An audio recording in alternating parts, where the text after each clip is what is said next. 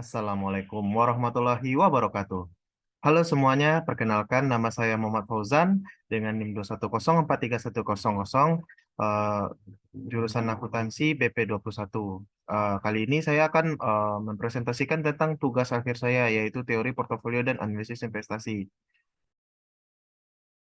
Pada indeks saya kali ini yaitu pada halaman pertama bisnis model, yang kedua yaitu analisis fundamental, dan yang ketiga tentang analisis teknikal.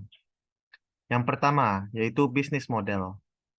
Bisnis model yang akan saya bawakan yaitu BSI atau Bank Syariah Indonesia, yang bisa dicari dalam sekuritas pasar modal, yaitu BRIS adalah bank di Indonesia yang bergerak di bidang perbankan syariah. Bank ini diresmikan pada tanggal 1 Februari 2021, jam 1 siang atau bertepatan dengan tanggal 19 Jumaidil Akhir 1442 Hijriah. Bank ini merupakan hasil penggabungan antara Bank Syariah Mandiri, Bank BNI Syariah, dan Bank BRI Syariah dan BRI Syariah. Oke.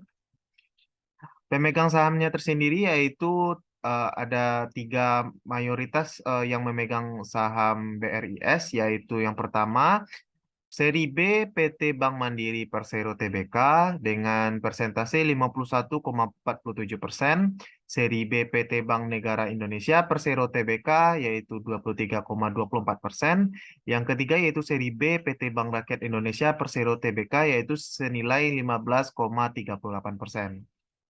Oke, yang kedua yaitu kita akan analisis fundamental dari BRIS. Dari sini saya akan memperlihatkan analisis rasio yang saya dapatkan dari sekuritas yang saya pakai. Oke, pada net income-nya tersendiri yaitu 988 pada tahun 2022 dan 1458 pada tahun 2023.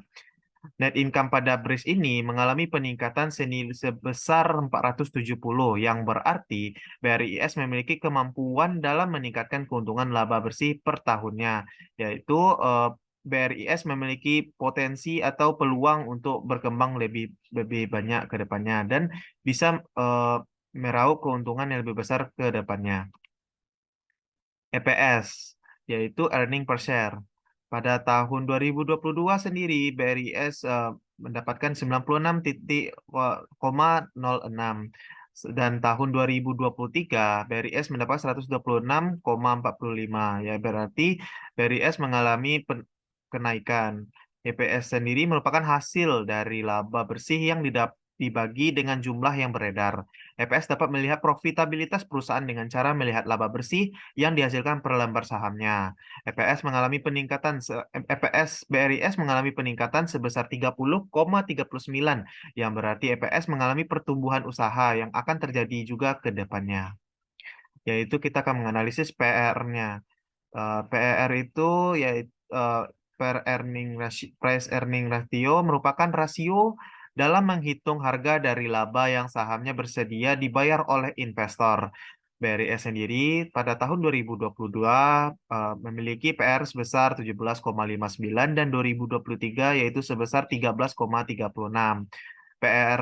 Dari BRIS sendiri cenderung turun. Penurunan PR ini menunjukkan harga per saham BRIS menurun, sehingga saham cenderung lebih murah dari sebelumnya. Oke, dari analisis rasio yang ketiga yaitu ROA, Return on Asset, yaitu kemampuan perusahaan dalam menghasilkan laba melalui aktiva yang dimiliki atau aset yang digunakan selama proses berjalannya perusahaan. Pada tahun 2022 memiliki berada pada angka 1,46 dan 2023 pada angka 1,86. ROA yang dimiliki BRIS mengalami kenaikan sebesar 0,4. Berarti BRIS dapat memperoleh keuntungan dalam jumlah aset yang telah dipakai dan juga dapat menjadi penentu kenaikan dividen yang akan kita terima ke depannya. Ini menunjukkan bahwa BRIS mampu konsisten dalam menghasilkan keuntungan dari aset yang dimilikinya.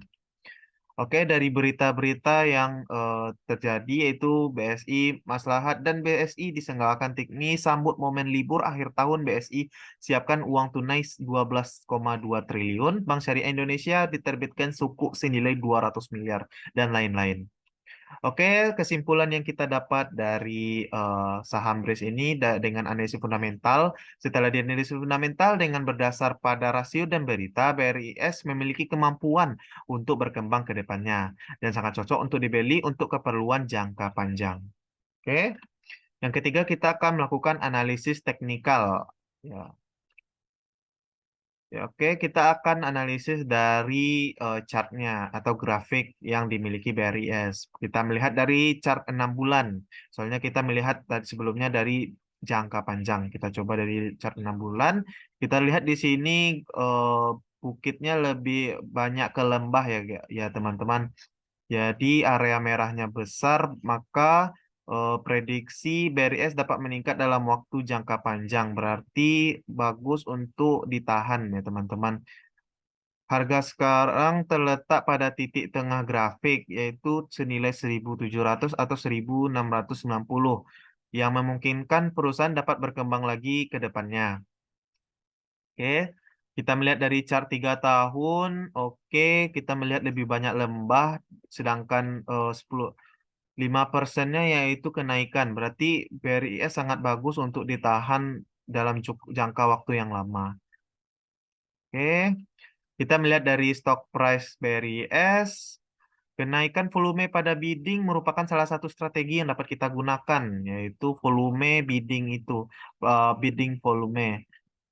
Investor membidding pada harga 7.528 dengan jumlah 125 sekuritas, yang berarti lebih banyak orang membeli daripada menjual. Semakin banyak orang membeli, maka harga akan semakin naik sesuai dengan prinsip eh, penawaran dan permintaan.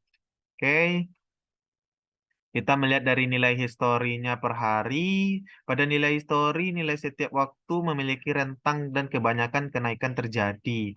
Selisih antara sekarang dengan sebulan yang lalu adalah 50. Maka ke depannya perusahaan dapat potensi untuk menghasilkan laba cukup tinggi. Oke. Kita melihat dari transaksi hari ini, BRIS mengalami uptrend karena orang banyak untuk membeli BRIS. Oke, kita melihat dari tick chart. Pada tick chart memberikan sinyal beli yaitu banyak area merah pada titik-titik tertentu, maka investor kebanyakan bakal membeli dan akan mengalami penaikan. Oke, kesimpulan yang kita dapatkan pada kali ini yaitu saham BRIS memiliki potensi untuk dipertahankan dalam jangka panjang, akan tetapi dapat dipakai untuk jangka pendek. Investor diharapkan untuk memperhatikan pasar secara berkala agar keuntungan lebih maksimal. Oke, sekian dari saya. Jika ada kesalahan, mohon dimaafkan. Wabillahi taufiq wa hidayah. Wassalamualaikum warahmatullahi wabarakatuh.